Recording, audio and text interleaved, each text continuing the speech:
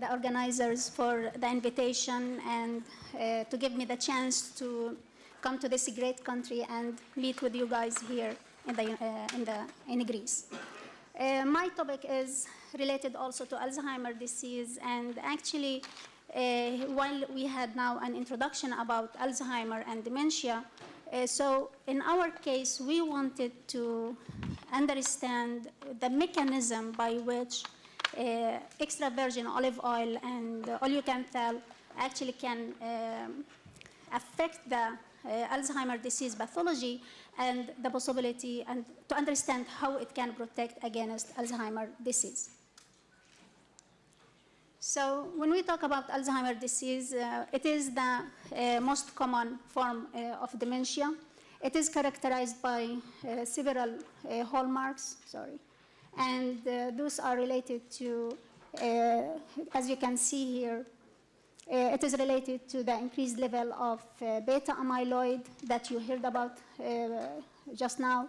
And we have the tau hyperphosphorylation, and they found that actually the tau, which is also important for the neuronal cells, actually they will get hyperphosphorylation and affect the neuronal cell function.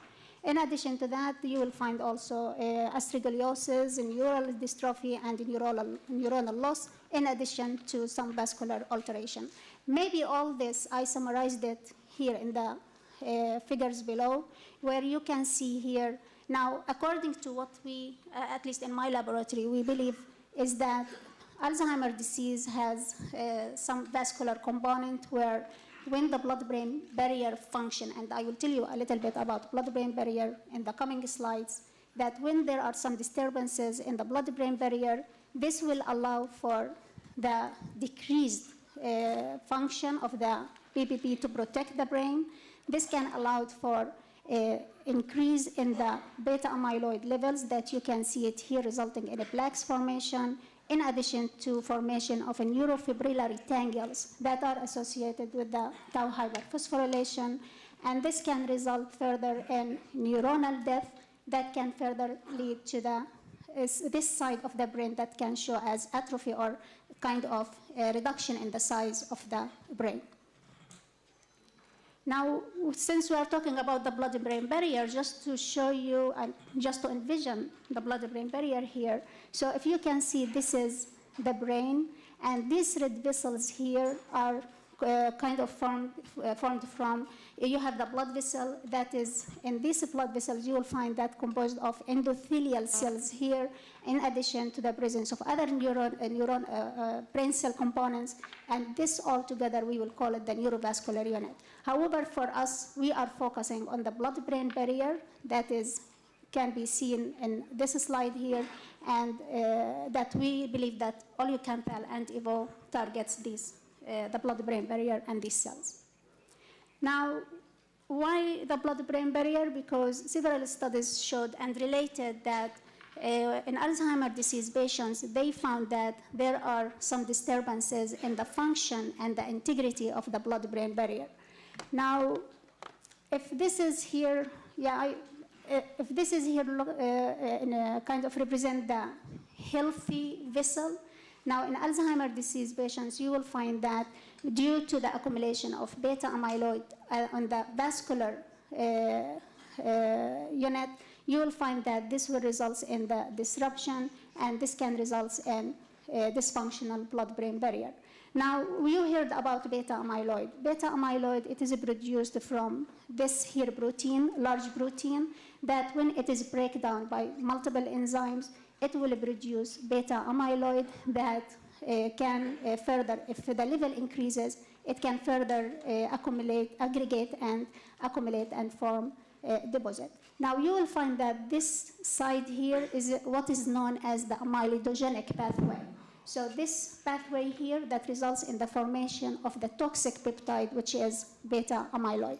Now, also from the same protein, you will find that there is another pathway where it will allow for the hydrolysis of this protein from a different region that avoid the production of beta-amyloid. So from the same protein, you will find that there is the amyloidogenic pathway, production of beta-amyloid, and the non-amyloidogenic pathway that results in the formation of different proteins. Now we are talking about the blood-brain barrier. So this is just to simplify the blood-brain barrier. Those are the endothelial cells. This here is the brain side, and this is the blood side.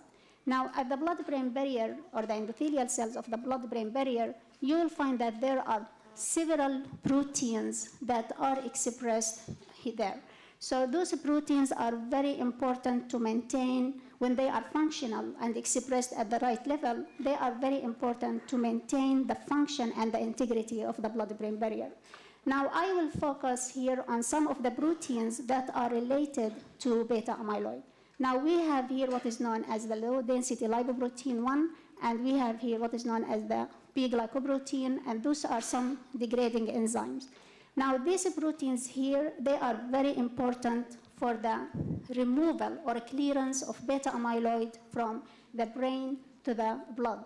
These proteins here are responsible for the degradation, for the breakdown of beta-amyloid.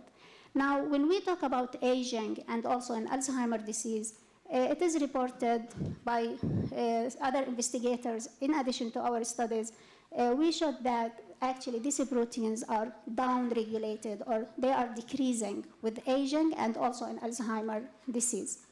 So because of this reduction in these proteins, you will find that if these proteins are down-regulated, this will result in the decrease in the clearance of beta-amyloid from the brain to the blood. That results in further accumulation, deposits or plaques formation of beta-amyloid that are deposited in the parenchyma, in addition to that deposit at the blood vessels of the blood-brain barrier, and that's what we call vascular A-beta deposit. So here with aging and in Alzheimer also, you will find that those proteins functions are decreased, allow for less clearance of beta-amyloid, and thus their deposit. Now, the higher the levels of beta-amyloid, the more toxic is the effect. Now, also from our studies, we found that there are multiple pathways for beta-amyloid clearance from the brain. So either across the blood-brain barrier, or by degradation in the brain, or via the CSF or the cerebrospinal fluid. Now, we found that actually the blood-brain barrier has the highest contribution to the clearance of beta-amyloid, which make it an important target in order to develop drugs that can improve its function, and thus it can improve the clearance and hopefully can prevent or halt the disease. Now, in order for us to know the contribution of the blood-brain barrier, and especially with the two proteins that we are talking about that are P-glycoprotein and LRP1, we did some experiments that, inhibition studies rather, in order to measure the contribution of these proteins. And when we did some inhibition studies with two of blockers of P-glycoprotein and LRP1, we found actually, yes, by blocking these two pathways, beta-amyloid clearance decreased from about 40% to about 20%.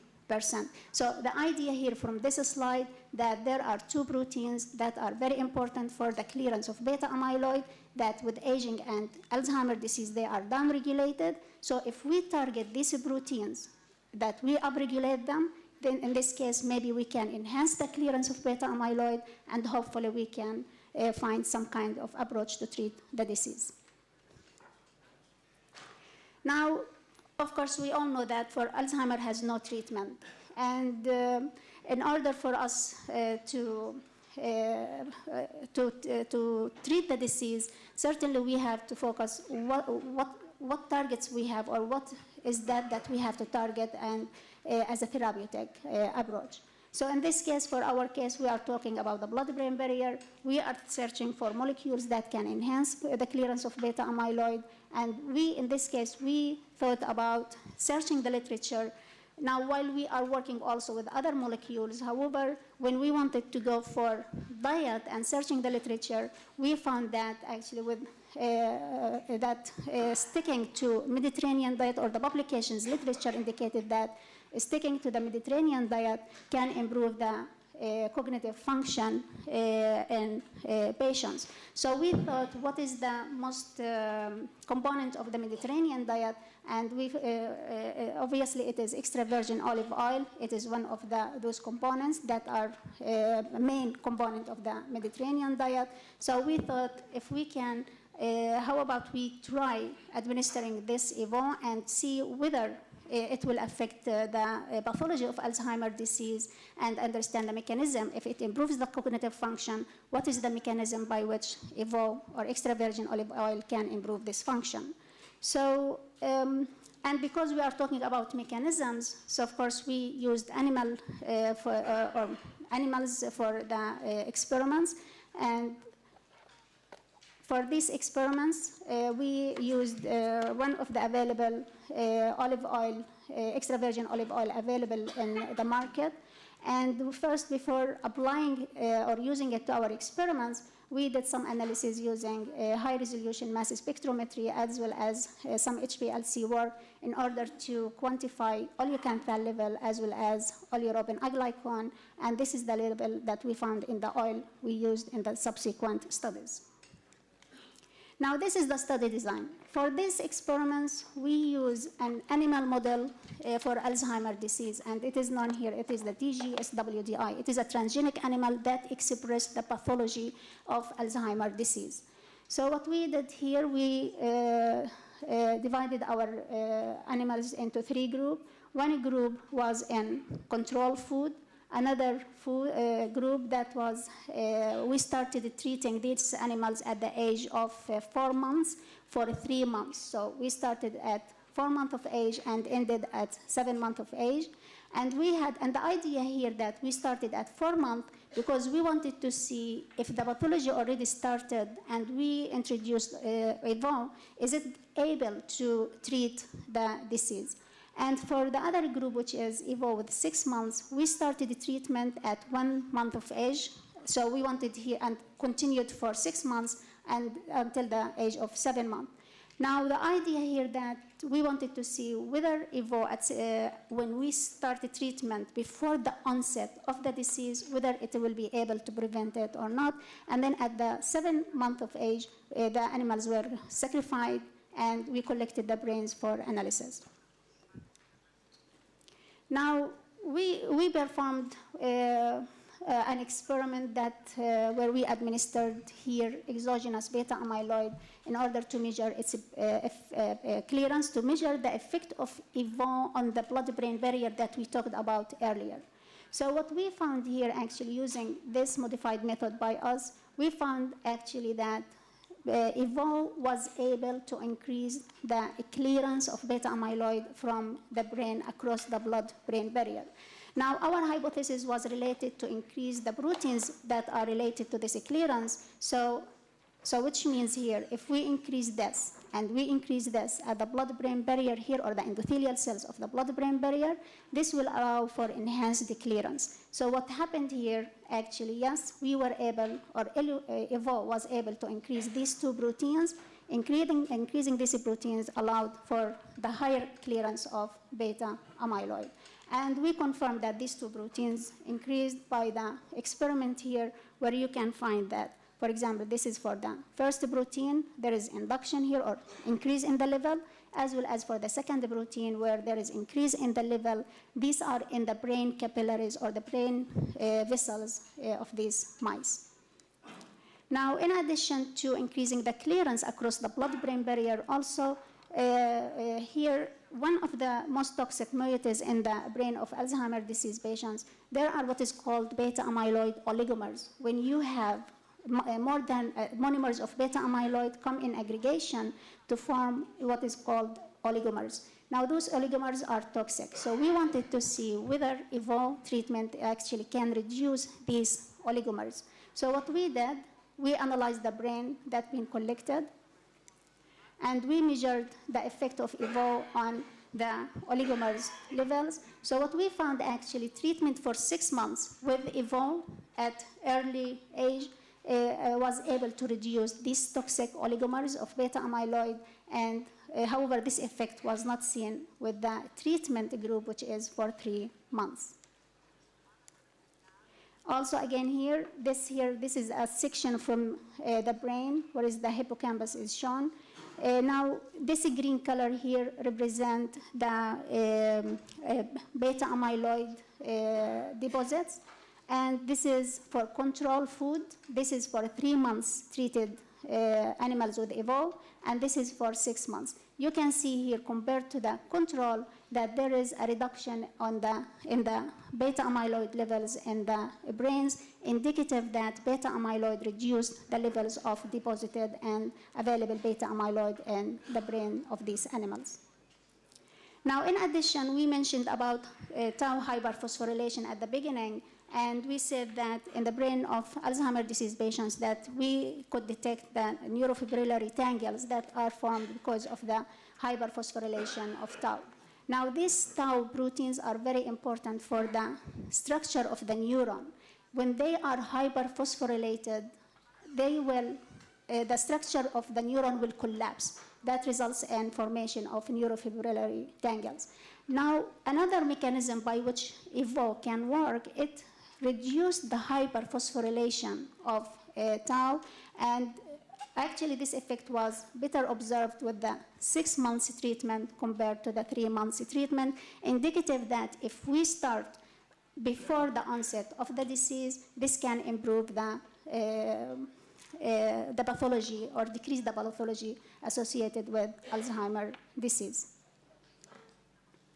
In addition to these two, so clearance of beta-amyloid, decrease hyperphosphorylation of tau, EVO could work also in decreasing the production of beta-amyloid. Maybe you can, if you remember at the beginning when I showed you that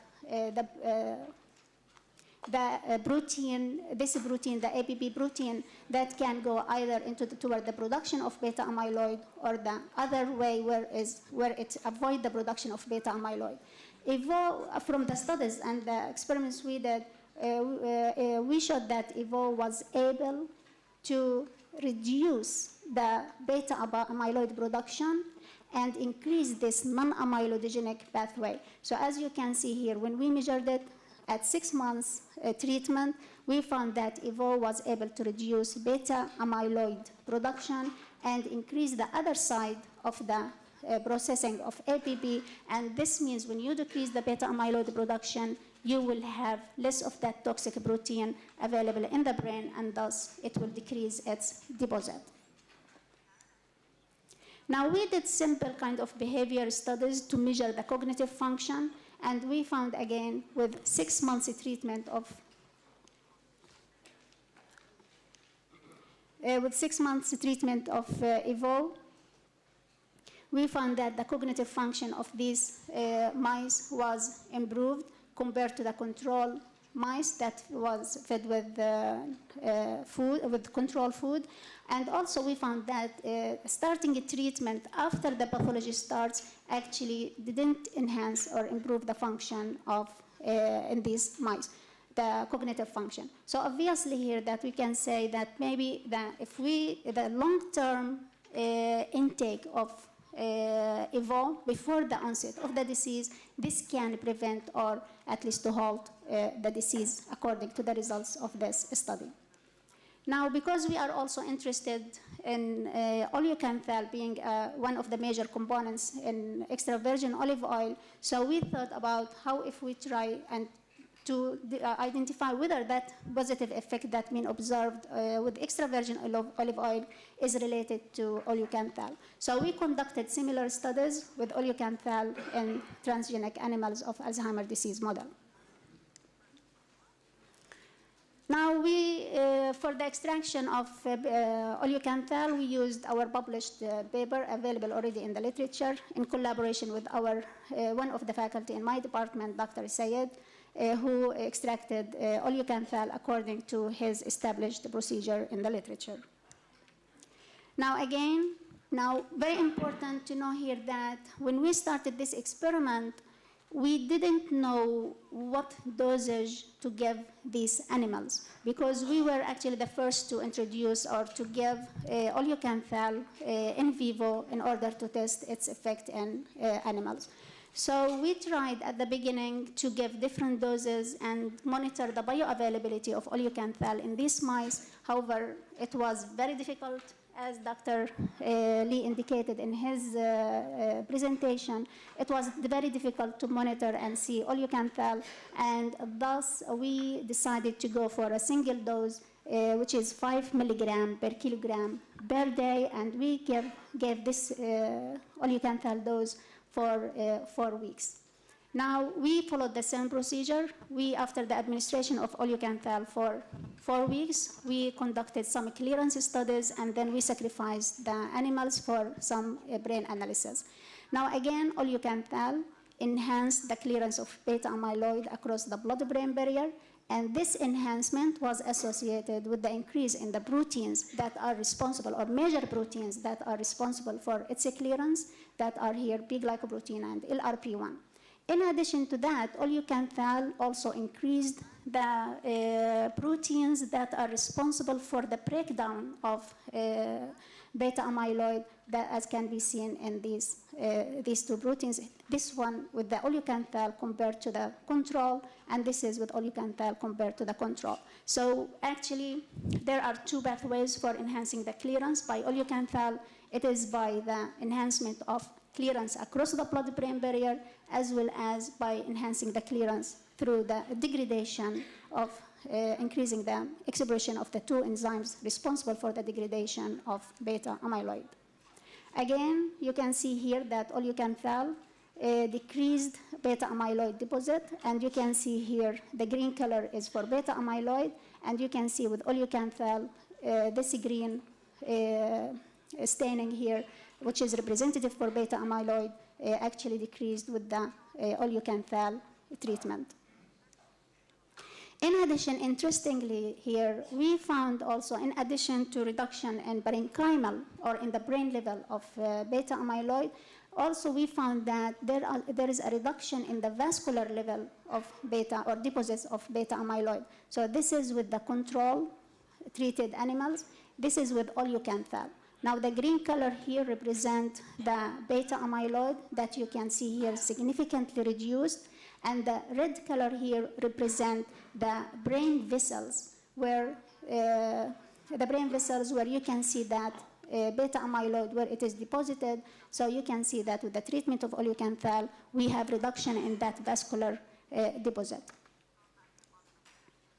In addition to clearance across the blood-brain barrier, by degradation and decreasing vascular amyloid, beta-amyloid, also there is another pathway for clearance of beta-amyloid, and it is known as the ApoE-dependent clearance pathway. So this pathway include or involve multiple proteins. You have here ABCA1, you have ApoE, you have PPR gamma, in addition to other proteins that we measure. So what we found that oleocanthal treatment in these mice increased this protein which is responsible for the regulation of ABCA1, that also increased. This protein is important to transfer cholesterol to what is known as apolipoprotein E, results in lipidation of this protein. The lipidation of this lipoprotein is important for the clearance of beta-amyloid. So this is increasing, results in this increase, lipidation of ApoE, which also increases, and this results in cell degradation or microglial degradation of beta-amyloid. Now, when this pathway is activated, this will result in decrease in deposit of beta-amyloid, and thus this will reduce also the toxicity. So this is an additional mechanism by which oleocanthal can decrease the deposition or accumulation of beta-amyloid in the brain.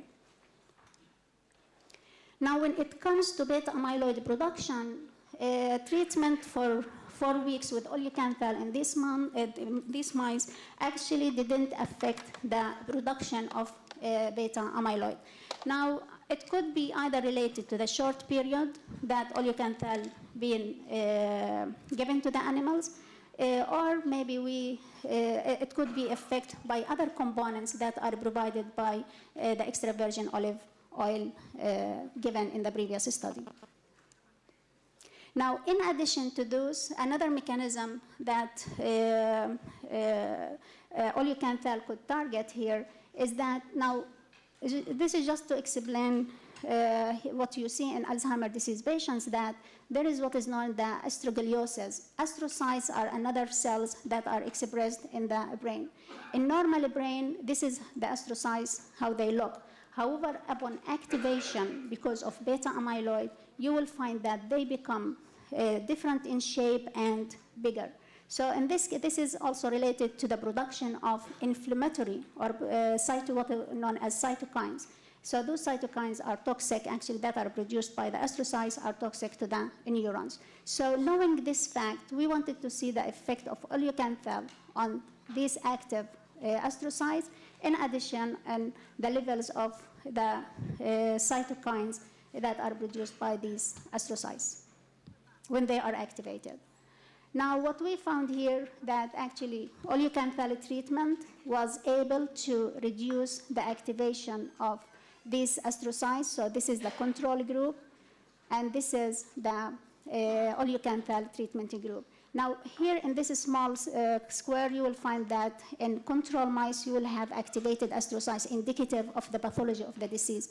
However, with the treatment of oleocanthal, you can find that the astrocytes could take its normal or close to normal shape as in the absence of the Alzheimer. And this was associated with reduction in beta-amyloid levels, and this can be shown in this quantification here. And also, in addition to the decreased activation of astrocytes, you will find that also the production of cytokines, like an example here is interleukin-1 beta, actually it was significantly reduced as a function of, or as due to the treatment with oleocanthal. So to conclude for these results, we can say that long-term consumption of EVO and adding it to the diet could provide protective effect against Alzheimer's disease. Also, we can say that oleocanthal is a novel natural molecule that can or have multiple protective effects or mechanisms by which it can protect and or halt the progress of Alzheimer's disease, and can provide a potential effective therapeutic that needs to be considered. And of course, finally, I would like to thank my graduate students who are doing all this work, and I would like to thank my collaborators in addition to my funders. Also, I would like to thank the governor producers because they are supporting me and providing us with the olive oil that we are currently using in our 2 current ongoing studies to investigate other mechanisms. And thank you very much.